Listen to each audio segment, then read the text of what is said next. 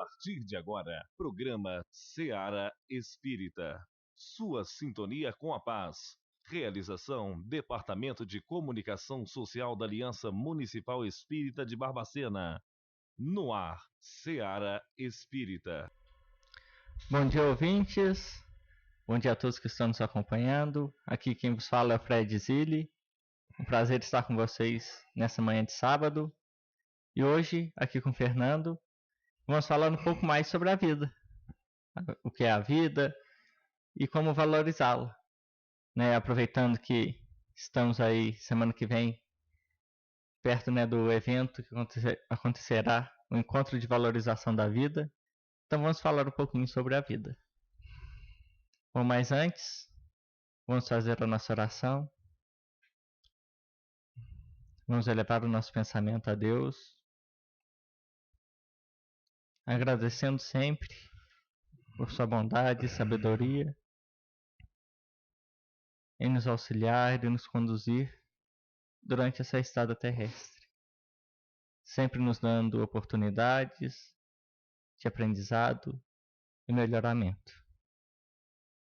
Rogamos a Ele e a toda a espiritualidade que sempre esteja ao nosso lado, nos instruindo, nos auxiliando a ter as melhores escolhas e a sempre refletir. Rogamos a Deus, neste momento em que passamos, a todo o planeta Terra, a todos os líderes, que possam ter a consciência e tomar as melhores atitudes no combate e no auxílio àqueles atingidos pelo coronavírus. Rogamos também a todos que passam por alguma necessidade, que sejam amparados. Que assim seja. Então vamos iniciar. Hoje aqui com o Fernando. Bom dia, Fernando. Bom dia, Fredinho. Bom dia, ouvintes. É um prazer estar aqui mais uma vez. Nós vamos falar hoje muito sobre a vida. Então, o que é vida? Pois é, Fred. Quando você me propôs esse tema, eu falei, como é que a gente vai começar falando de vida, né? E aí eu me dei conta que a gente está sempre falando dela aqui. Então, ao mesmo tempo que é um tema difícil, é um tema muito fácil, porque é só a gente remeter o que a gente já tem dito. E tem aquela passagem, né? A gente sempre se remete ao Evangelho, em que um jovem queria seguir Jesus, mas tinha que enterrar o morto. Jesus vira para ele e fala, mas deixe que os mortos enterrem seus mortos. E aí a gente fica pensando, mas como assim? O morto enterrar o morto? Que vida é essa que Jesus está propondo para a gente? Qual que é esse conceito de vida? Será que a gente está vivenciando isso de uma forma certa? Aí eu me lembrei de uma conversa que a gente teve um ano atrás, quando a gente falou de armas, né? Do desarmamento. A gente estava falando de vida. Quando a gente falou de ansiedade agora no início do ano, a gente estava falando de vida. Né? A vida está por toda parte. A vida verdadeiramente é o Pai, no qual, segundo André Luiz, nós estamos imersos como peixes no oceano, essa fonte de pensamento que a gente tem dito aqui. E nesse dia que a gente vai falar de vida, de morte, de suicídio, a gente tem que passar a perceber que essa vida está no olhar para o lado. A vida está na interação com o animal. A vida está na interação com a planta. Eu tenho uma planta em casa, tenho um pé de manjericão, eu tenho uma interação psicológica com ela. Eu cuido dela, ela cresce, eu retiro a folha para o meu alimento. Tem uns cachorros na minha rua que eu cuido deles. Eu tenho uma interação psicológica com esses cachorros, eu saio para dar uma caminhada, eles me acompanham. Tem umas árvores lá embaixo que plantaram agora, Barbacena, que é tão carente de um verde, né? Nossa cidade está carente de vida. E eu vou lá, cuido, às vezes a fita está apertada, eu corto a fita, coloco uma fita mais folgada, o pessoal fica me olhando às vezes ali pensando, que doido é esse? Cuidando de árvore ali. Mas eu estou tentando viver a vida.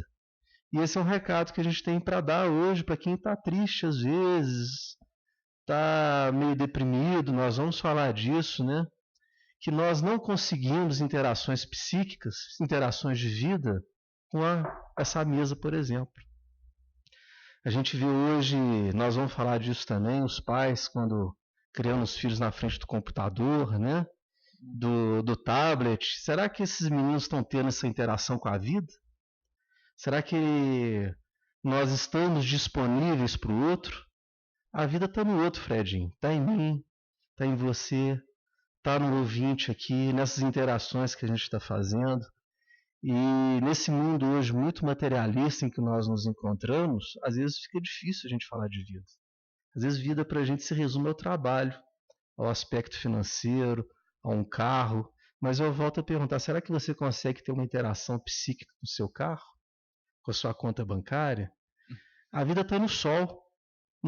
O sol que faz a fotossíntese é o mesmo que nos dá a vitamina D, uma caminhada, de olhar o verde, de cuidar da cidade, né? De sair desse quarto escuro, sair dessa televisão onde a gente não tem muita interação e ir para o mundo. Ah, Fernando, mas eu estou sozinho, eu não me dou bem com as pessoas. Será que você não consegue se dar bem com um animal, com uma planta? Será que você não consegue olhar a obra de Deus e interagir com essas criaturas todas que somos nós? Isso é a vida, né? E nós, a sociedade ocidental, nós temos muita dificuldade de perceber isso. Nós viemos de uma mistura entre religião e ciência. A religião tomou conta da ciência e começou a impor padrões. E o homem começou a confundir Deus com as instituições. Então, até chegar um ponto do racionalismo que se cindiu ciência e religião. E a gente coloca a culpa em Deus até hoje, esquece que quem faz as religiões são os homens. E os mesmos homens que cuidavam das religiões para tomar conta do que deveria ser dito e pensado, hoje tomam conta das ciências para o que deve ser dito e pensado. A gente está fazendo faculdade agora, a gente sabe que nem se fala em Deus em faculdade. Não, né? tudo evitado. Tudo evitado, porque a gente segue uma teoria positivista, aquela do Comte, que só vale o que os nossos sentidos enxergam, veem e tocam. Ciência é isso, né? Só existe aquilo que pode ser visto. O que não pode ser visto não existe, não é estudado. Então não é estudada a sua fé, não são estudadas as suas emoções. Até essa visão da psicologia, ela é uma visão puramente mecânica, física, dos neurônios ali que estão interligados. E o que acontece? Isso traz um vazio para a gente. A gente substitui o pai espiritual, esse pai metafísico, por uma mãe ciência material. E nós nos confundimos com essa matéria, esse liberalismo que a gente está encontrando, né? Que a gente acha que tudo se resolve na base do dinheiro, no poder de compra, e a gente só cria um vazio em nós, porque nós nos distanciamos do manancial da vida. Tanto que hoje até na faculdade de medicina já tem matérias que aventam a possibilidade de se estudar o espírito. Sim, aqui na faculdade de medicina tem aqui mesmo, na faculdade mesmo. Então a gente está vendo essa reaproximação exatamente por isso. A vida está em Deus. Fora dele não tem vida. Com essa mesa a gente não consegue fazer nada. E quanto às religiões, nós como religiosos pecamos muitas vezes, né? E as instituições também, mas tem um pouco de participação nossa. Então a gente, acho que esse mecanismo de não discutir muito a religião, a gente não presta atenção e começa a racionalizar a religião e a espiritualidade para trazer isso para a gente. E aí tem nos centros espíritas, que já é mais direto, né, os estudos das passagens bíblicas e tudo, mas isso também é feito na religião católica, na parte do sermão, né, na parte do evangelho, os evangélicos mesmo também fazem isso, mas muitas vezes a gente nessa parte desliga. Porque em vez de prestar atenção naquele aprofundamento do evangelho para tentar racionalizar, não, a gente desliga e fica ali só no ato e esquece de observar a espiritualidade também. Esquecemos, exatamente porque a gente vive uma questão muito material, que só pode ser visto, né? E tem muita gente aí desanimada com a palavra Deus, exatamente por confundir Deus com essas instituições que são manipuladas por nós, que erramos, que pecamos. Mas Deus não tem nada a ver com isso. E para a gente falar de vida, a gente tem sempre que se remeter a Ele, essa fonte da vida. Isso. E tem dois conceitos, né? A gente vai ficar falando entre um e outro de vida, que tem a vida espiritual, né? Que é a nossa verdadeira vida, e que a gente vai retornar a ela, e ela é eterna, né? Então o espírito não morre e vive eternamente. E também tem a vida corporal, né, essa que a gente está aqui, e que é mais o foco, né, a nossa valorização da vida seria um foco mais nessa, embora valorizando essa vida corporal, a gente valoriza a vida espiritual, e a gente vai variando nesses temas, mas fica fácil de entender para o ouvinte. Fica fácil. A gente vai fazer isso de uma forma didática, né, Fred? Porque a vida é uma só.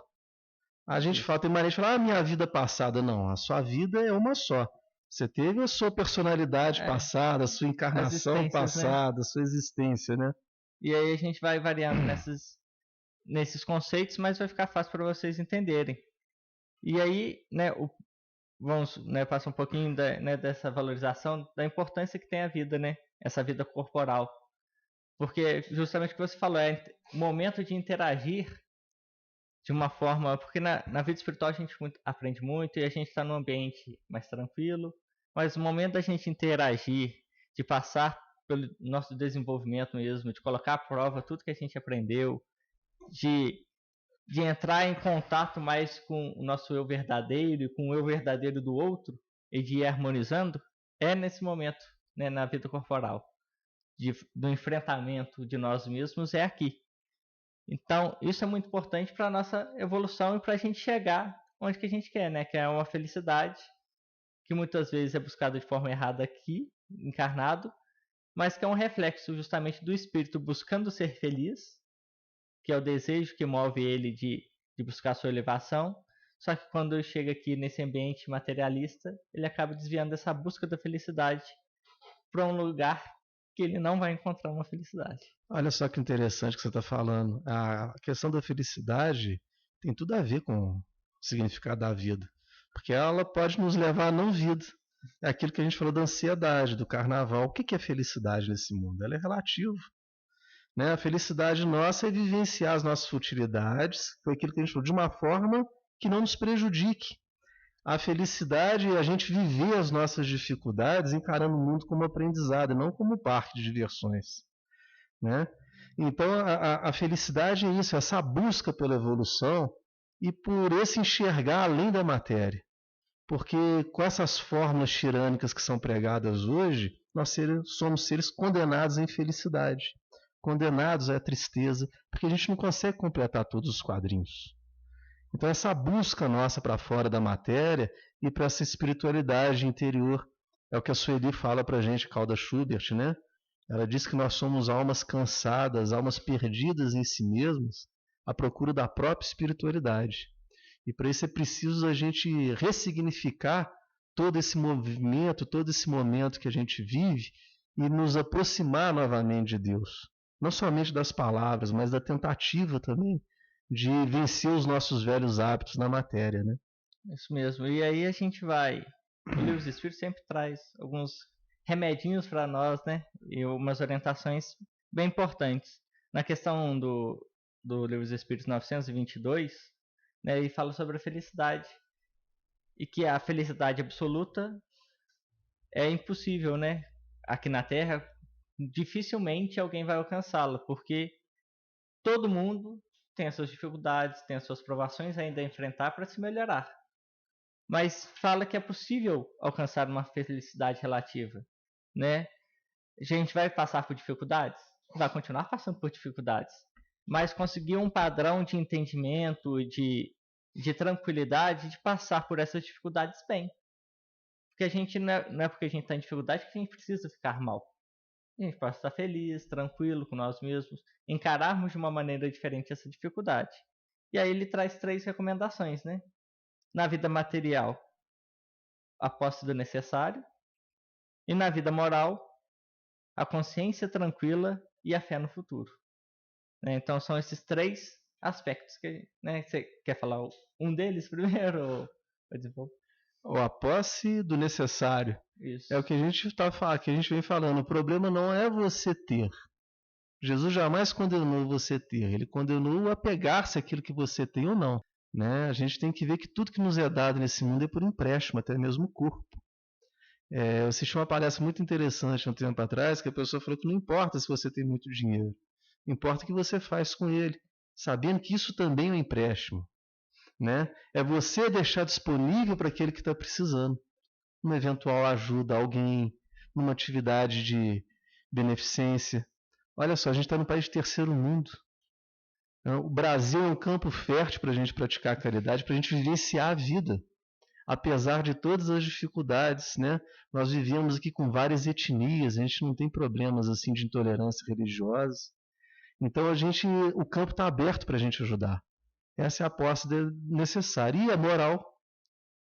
A consciência tranquila. A consciência tranquila passa também da gente entendermos imunes à dor. A dor é um processo natural do nosso viver. E muita gente se entrega ao desânimo por conta da dor. Por exemplo, uma mãe que tem um filho. Alguém nega que é um processo de dor, um parto? Não. Agora vamos supor que essa mãe agora que esteja me ouvindo fala, não, mas eu fiz cesárea, eu não senti dor nenhuma. Mas e velando o filho à beira da cama? Não é um processo de dor? Ela não está ali aflita com aquele menino que está doente, o pai também?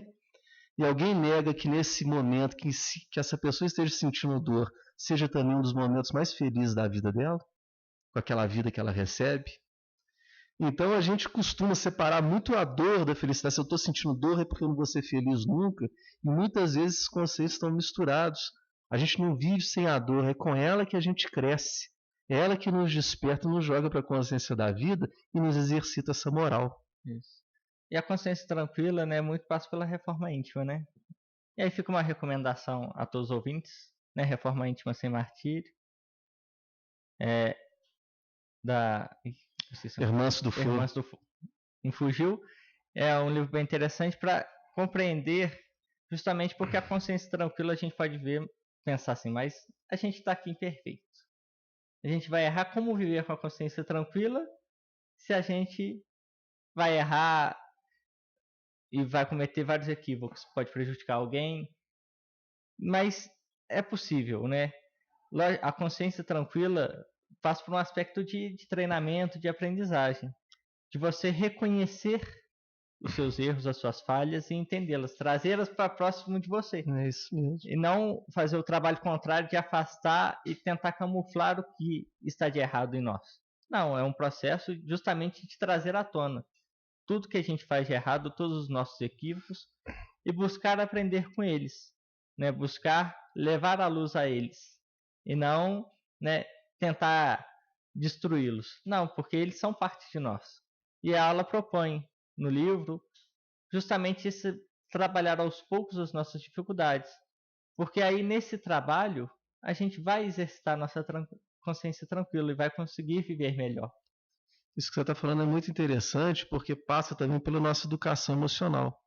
A consciência tranquila é você entender o processo de dor que a gente acabou de falar aqui, não se revoltar contra ele. Porque muitas vezes a gente transforma a dor em sofrimento. A consciência tranquila passa pelo entender de que nós somos imperfeitos. Eu e você que a gente está conversando aqui, a gente é imperfeito, então a gente vai errar. A gente não pode persistir no erro. Então a consciência tranquila te exige também o auto-perdão. Você se perdoar sem entender. Você perdoar o outro, né? E entender que a vida, esse processo de vida é exatamente isso. Errar, acertar, errarem com você, acertar. Você ter dor aqui, ter dor ali, mas apesar disso, seguir confiante.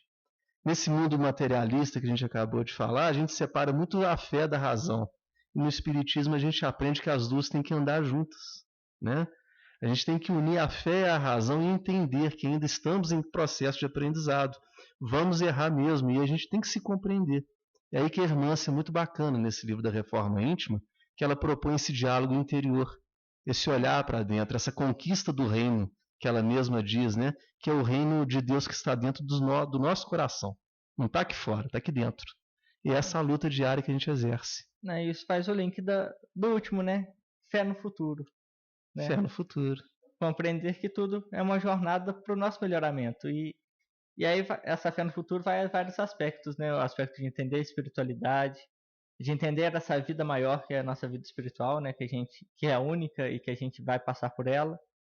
Entender que todas as dores são passageiras. Então, por mais que uma dor neste momento, né, seja muito forte, a gente pensa, nossa, nunca vai acabar, eu nunca vou sair dela. E ela vai acabar e vai passar. Como tudo. Isso. E vamos sobreviver a ela. Como tudo, Porque o fenômeno da morte, ele é físico. É isso que a gente está falando, a vida é uma só. Então, nem com a morte a gente deve se desesperar. É um processo de dor porque nos leva ao desapego, inclusive, de nós mesmos. E olha só a fé, o que os Espíritos nos dizem. O que é fé? Fé é força atrativa. Nós somos energia. Então, a fé, é por isso o pensamento positivo, né? A confiança, a gente atrai aquilo que a gente plasma para a gente. O nosso pensamento, ele é vida. E só é vida. Né? Deus atua em nós através do pensamento, das intuições. E tem um livro que é a Sabedoria do Evangelho. Tem um autor que chama Torres Pastorina. Ele fala que essa fé deriva lá do grego de uma palavrinha chamada pistis, que é conhecimento. Ou seja, você se conhecer, você conhecer o porquê da sua estada aqui, qual que é o nosso objetivo, o sentido da vida. E aí eu vou pegar a irmã aqui emprestado, quando ela fala que a vida, e eu sempre repito, isso não tem um significado. A vida não tem um objetivo, eu acho que a gente já falou sobre isso aqui, exceto pela conquista de si mesmo. Reagir no ambiente, inclusive o familiar, e convertendo as nossas trevas, o nosso reino interior, em reino de luz. Isso é vida. O próprio irmão fala, né, que as dificuldades, né, a gente só sai vitorioso de uma dificuldade se a gente aprendeu com ela, né? Se a gente viu o que estava de errado e conseguiu trazer para nós aquilo que foi a causa da dificuldade, né? Melhorar com aquilo. Porque às vezes a dificuldade chega e a dificuldade passa e você nem viu, nem sabe o que aconteceu, por que aconteceu, aí ela visita de novo. E a gente fica nesse ciclo de ida e volta de dificuldade sem aproveitá-la. E para isso a gente precisa dessa força atrativa da fé, do conhecimento, atrair coisas positivas e superar essas dificuldades. Emmanuel, o nosso benfeitor Emmanuel, nos diz que as pequenas dificuldades do dia a dia vêm como prova do nosso grande testemunho. É como você vai malhar o seu corpo, puxar um ferro, como dizem, para você ficar mais forte. Nós deixamos a nossa alma, a nossa moral mais forte, são nas atribulações. E diz Emmanuel, complemento, para que quando as grandes atribulações venham, você passe por elas como se pequenas fossem. Ou seja, você teve a oportunidade de se reforçar na dificuldade do dia a dia. Então, é para isso que as dificuldades existem, não para nos desanimar, mas para nos deixar mais fortes.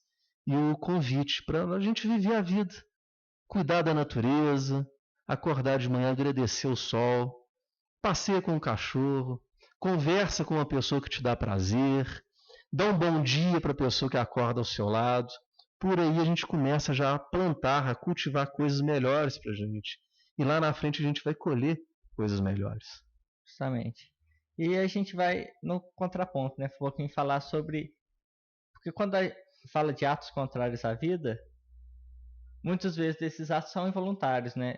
Tudo que a gente falou que valoriza a vida, a gente lutar contra isso, a gente está desvalorizando ela, né? Quando a gente não, né, vê, né, quando eu fiz o programa, né, aqui na rádio sobre o sal da vida, quando a gente não vê esse tempero, quando a gente não tempera a nossa vida de felicidade, de compreensão, né, quando a gente não traz a espiritualidade para junto de nós, essa compreensão maior da vida, a gente muitas vezes comete atos contrários à vida, até involuntariamente, né? A gente não enxerga as oportunidades, a gente vê tudo de uma forma negativa, a gente não encara as dores como aprendizado, então a gente vai desenvolvendo, né, um amargor pela vida.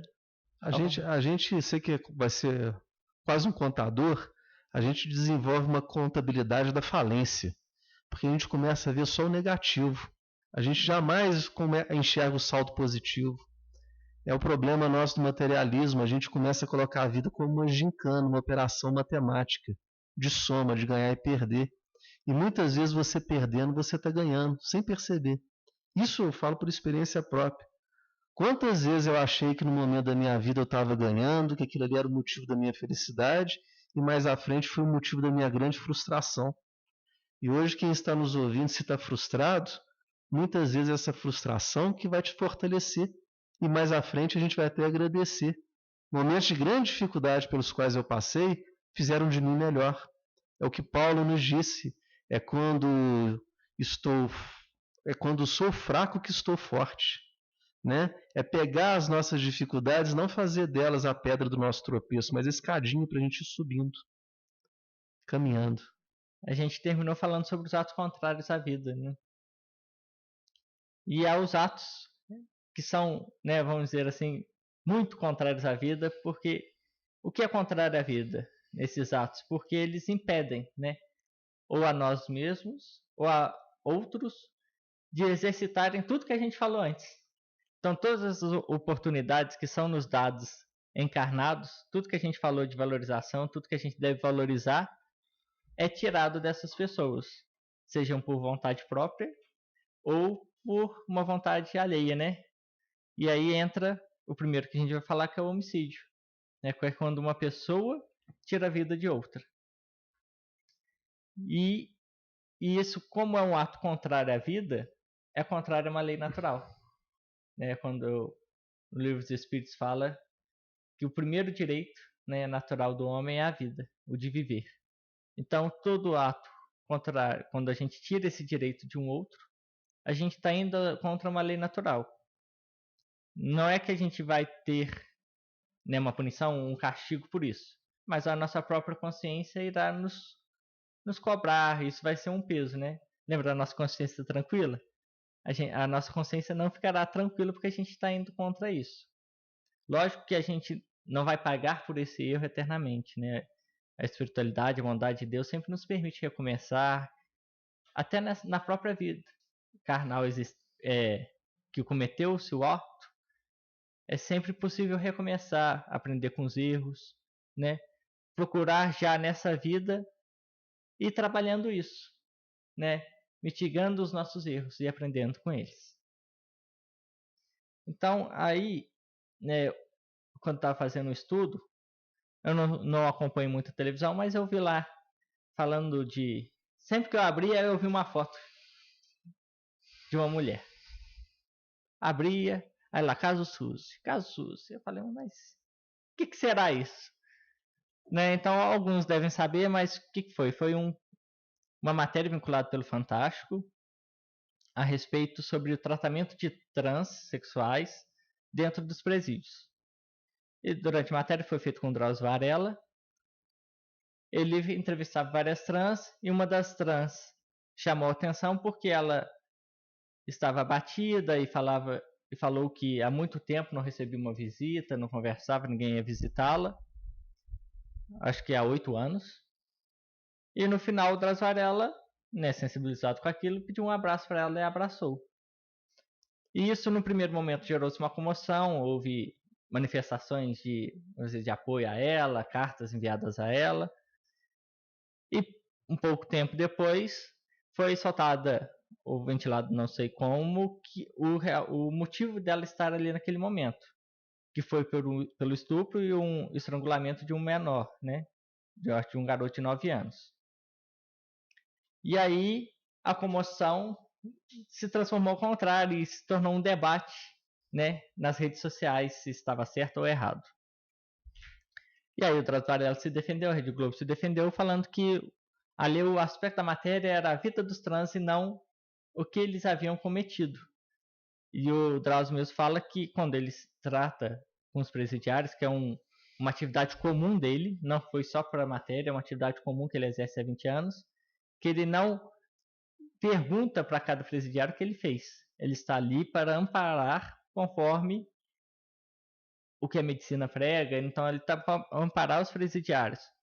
Porque isso prejudicaria. Quando você sabe o que a pessoa fez, mesmo não querendo, a gente fica com o pé atrás e prejudicaria o tratamento dele. E nós, como pessoas que estamos estudando a espiritualidade, estamos estudando o que Deus nos deixou, o que Jesus veio nos passar, como devemos reagir a isso? É complicado, né? Quando a gente pensa no que a pessoa fez de errado, a gente quer logo puni-la, né? A gente quer ser o agente de Deus. Mas isso é correto? O que Deus veio nos ensinar não é justamente o contrário, é ampará-los, amparar aqueles que estão doentes, né? Aqueles que estão necessitados realmente, aproximar deles, né? O aspecto que ele fez de errado não tem que discutir. Ele fez e o ato é errado, né? Ele está pagando perante nós na prisão, e a respeito do que ele vai pagar espiritualmente é com ele e com Deus. Não nos cabe a nós julgarmos, cabe a nós ampará-los e auxiliá-los. Ô Fred, nessa hora a gente lembra de Jesus, né, e a mulher adúltera. Aquele que nunca pecou, que atire a primeira pedra. Mas eu quero pegar o gancho aqui para falar sobre uma outra coisa com o nosso ouvinte.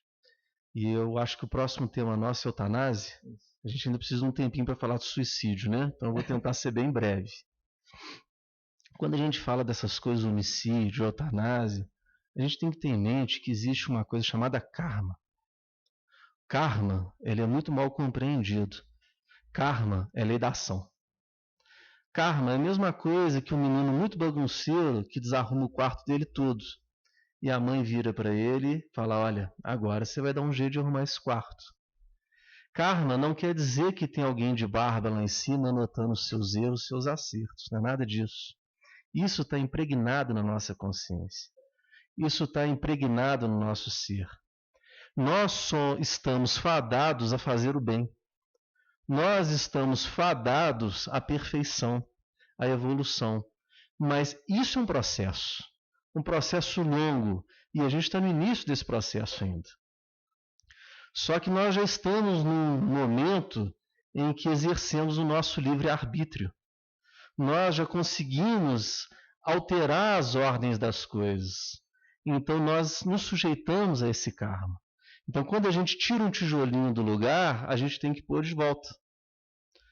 Né? Quando a gente fala de eutanásia dos animais, por exemplo, os animais não alteram o universo, eles não alteram a ordem das coisas. Somos nós. Animal não está sujeito à lei do karma, por exemplo. Tem um programa específico sobre a eutanásia animal, né? Então, se pesquisar no nosso YouTube, M/Cena, o Geraldo Leburg traz esse tema específico, além da eutanásia normal, o aborto, o suicídio, tem vários programas a respeito desses temas. A gente só está devendo sobre o homicídio, mas a gente vai fazer daqui um tempo. Sim. Pode ficar. Mas tem alguns para a gente aprofundar, porque a gente aqui vai ser mais rapidinho, mas tem todos esses programas disponíveis. Porque isso tudo é vida. A vida do animal, a nossa vida, as nossas interações, né? Então você vê essa pessoa que praticou esse homicídio. Foi dado um abraço nela e todo mundo agora está descendo a lenha. Eu sei que nós temos as nossas opiniões. Eu tenho as minhas, o Fred tem as deles. E por isso, às vezes, a gente erra muito. Qual que é a maneira que a gente tem de errar menos e nos ligar mais ao manancial da vida? Seguir o exemplo do Cristo. O Cristo, ele condenava o pecado. Jamais condenou o pecador. Porque errar a gente erra. A gente falou que a vida é uma só, não tem solução de continuidade. E eu não sei o que eu fiz nas minhas outras existências. Posso ter feito algo até pior. Então eu já coloco as barbas de molho e tento observar a minha opinião em relação à vida e adequá-la ao Evangelho. Então a gente está falando do eutanásia, do homicídio, é tudo isso. Deus é perfeito, Ele não erra. Nós somos energia e movidos a energia psíquica. A energia psíquica de um homicídio vai exigir daquele que praticou o homicídio a reparação de um jeito ou de outro. Onde, como e quando, não se sabe. Mas tem que reparar, aquele quarto tem que ser arrumado. É a mesma coisa da eutanásia. Né? A gente não, a gente estava conversando aqui, a gente não pode prolongar indefinidamente. Mas também não pode interromper um ciclo da vida até que aquela energia psíquica se esgote. Até que as coisas sejam arrumadas. E às vezes é necessário que a pessoa esteja nessa situação. Porque nós já interferimos no universo. Né? Então a gente tem que tomar muito cuidado quando a gente for tirar a pedra no outro. Todos nós aqui estamos reparando karmas, estamos reparando energias psíquicas.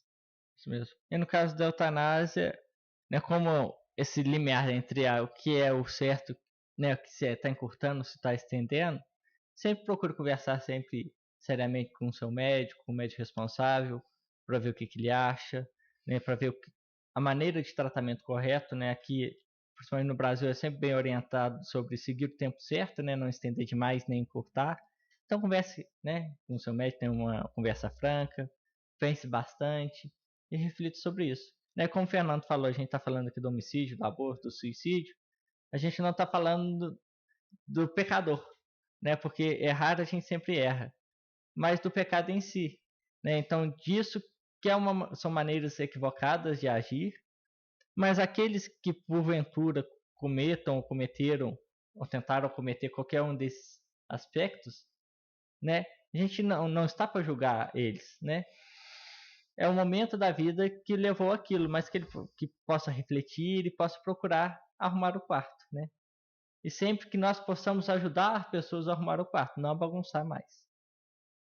E aí a gente vai falar também rapidamente sobre o aborto, né? Também tem um programa a respeito disso. O aborto, né, é bem claro o que é, né? Que você privar alguém de vir à vida, né? Você retirar o feto.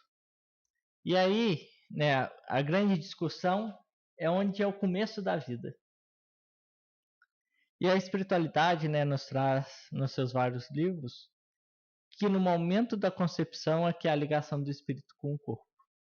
Naquela célulazinha, mas ali, a gente pensa, mas ali é só uma célulazinha, não tem corpo, mas já há uma ligação, porque essa ligação se desenvolve para que o espírito, quando nasce, já esteja, né, ali no corpo e se desenvolva junto com o corpo, porque é isso que favorece o próprio esquecimento e o desenvolvimento do corpo conforme a nossa programação, né, de vida e tudo que a gente preparou no plano espiritual.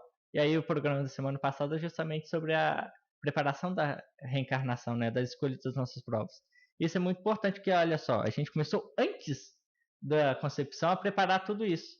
Então, olha o trabalho, tudo trabalhado, tudo conversado, inclusive com os pais, a respeito disso, para chegar num momento não acontecer. Então, isso traz uma carga negativa, tanto para o espírito que perdeu essa oportunidade. Olha, a gente fica frustrado quando a gente prepara uma viagem curta e chega no último momento, acontece uma coisa e não dá para a gente ir. Então, imagina o espírito preparar uma vida e não consegue vir. É lógico que tem outros aspectos que aí fica a recomendação do programa, mas que a gente tenha esse pensamento. E aí, né, o Livro dos Espíritos, na questão 359, traz que, né, dentro das questões do aborto, quando a vida da mãe está em perigo, é preferível que seja mantida uma vida do que, né, se tente trazer outra vida. Então é preferível que a mãe se mantenha e que seja assim, nesse caso, feito o aborto. Mas mesmo assim fica a critério da mãe. Se a mãe quiser prolongar, né, e dar a vida, é uma questão interna da mãe. Mas nos outros aspectos, né, vamos refletir, talvez ter o filho e encaminhá-lo para adoção, porque ali estará a oportunidade de vida, de experimentação e oportunidade daquele espírito. E vamos, enfim, ao suicídio. Vamos nele agora. Né? Falar um pouquinho, não vai dar para falar muito. O suicídio quer tirar a própria vida. Ô Fredinho, agora a gente está num problema que vira quase de saúde pública. Tanto que a gente tem o Setembro Amarelo, que é o mês da prevenção ao suicídio. Então a gente estava falando da vida, de situações de depressão, de às vezes você ficar muito relacionável com a matéria, com uma série de coisas que não vão te dar uma interação psíquica, com quarto fechado, televisão o dia inteiro, videogame para criança. Isso tudo não nos permite fortalecer a nossa moral, inclusive para superar a nossa dor, a nossa depressão. Onde que a gente vai fortalecer isso? É lógico que com tratamento médico, com tratamento de um terapeuta na conversa, mas a gente tem que se ajudar e nos jogar a vida. Dar uma caminhada, ver um pouco de verde, um contato com a natureza. São criaturas, estão todos vivos. Então, vida gera vida. Agora, a questão da prevenção, da depressão, é a porta de entrada para o suicídio. E o elemento perigoso, a preocupação crescente é com essa calamidade do suicídio. Então, para a gente prevenir Eu proponho que a gente faça o caminho inverso. Cuidado com a depressão, nós já falamos aqui, procure um médico, procure um psicoterapeuta, psicólogo, procure se ajudar, um sol, uma casa aberta, arrume um ócio que te ocupe a mente. Mas antes da depressão, nós não entramos nela sem a tristeza mórbida. Eu não estou falando aqui de ficar triste. Ficar triste é um processo natural, porque senão eu ia estar pregando uma outra tirania da felicidade que ia deixar todo mundo frustrado. Tristeza, você não vai encontrar tristeza no Facebook, nem no Instagram, nada disso. Isso é na vida real. Tristeza faz parte, raiva faz parte, mas a diferença entre o remédio e o veneno muitas vezes não está na substância, mas sim na dose. Então, se a gente começa a colocar uma paixão nessa tristeza e ela vira uma tristeza mórbida, começa a porta de entrada para todos esses problemas. Esse é o aspecto perigoso. E a gente tem que ver o que Jesus falou, a gente tem sempre que se remeter a Jesus. O reino dos céus está próximo, o reino dos céus está dentro de vós. Não quer dizer que amanhã vai ter um monte de anjinho tocando harpa aqui, mas quer dizer que estamos em processo de mudança, de renovação. Quer dizer que estamos em processo de renovação para melhora. E essas renovações não acontecem sem convulsões, sem dores. O que significam essas dores? Colocar para fora as nossas velhas energias psíquicas, os nossos velhos hábitos das nossas encarnações anteriores. É aquele Fernando de 300 anos atrás, aquele Fredinho de 500 anos atrás, que ainda reivindica direitos, padrões de comportamento que hoje nós somos chamados a reeducar e que nos leva a essa depressão, a esse desânimo. Não há renovação de energias psíquicas em nós sem esgotamento das nossas verdades relativas. Enquanto a gente estiver fazendo as mesmas coisas, a gente vai ter o mesmo fim. É fazer diferente para ter um final diferente. O mal em nós, o nosso homem velho, não cede com facilidade. Aquilo que Paulo falou, porque o bem que eu quero eu não faço, mas o mal que eu não quero, esse eu faço. Isso significa que, enquanto energia que somos, estamos nesse processo de esgotamento, numa verdadeira transição interna em que nos mudamos, a gente muda o planeta. E a gente não faz isso, Fredinho e ouvinte, sem combater os velhos hábitos. E isso não pode de jeito nenhum nos causar o desânimo. Agora sim, a gente chegou no elemento emocional que é a porta de entrada para isso tudo. É desânimo com o homem velho, é desânimo com o coronavírus, é desânimo com o salário, com o patrão, com a família, com o mundo. E Emmanuel nos diz que são uma série de fatores externos que nos deixam distraídos, nos deixam muitos seres materializados e a gente esquece de viver essa espiritualidade. Então, quando a gente pensa em suicídio, a gente está vivendo com base na matéria e não com base na espiritualidade. A gente acha que acabando com a matéria, o corpo, a gente vai acabar com os nossos problemas, e não é isso, nós somos seres espirituais. Continuaremos do outro lado. Continuaremos, a vida não cessa, é o que a gente falou lá no início. A gente vive uma vida material e se confunde com a própria matéria. Então, o que eu tenho para falar para o ouvinte agora é que, apesar de todas as dificuldades, não se permita o desânimo. Eu li um livro agora que chama Sexo e Destino, do André Luiz. Como os amigos espirituais querem chegar até nós e não conseguem, porque a gente cria uma carapaça, um escafandro, uma proteção com o nosso desânimo, que impede que essa fonte da vida, essa energia salutar nos envolva, nos intua. Então não se desanime, combata os seus velhos hábitos, a vida é feita de dor mesmo, é feita de combate, por isso que Paulo disse, eu combati o bom combate, é o combate de nos vencer. É vencendo, mas eu estou morrendo, Fernando, meu corpo está doente, você não está morrendo, quem vai morrer é o corpo, a vida continua. Nem para isso você deve se desanimar, e não sou eu que estou dizendo, é Emmanuel. Então, a mensagem é essa, não se confunda com a matéria. Não ache que se suicidando, que se matando, você vai encerrar o problema. Você vai estar criando um karma. Vai ser mais um quarto para você arrumar na próxima. Você só vai estar aumentando a sua dificuldade.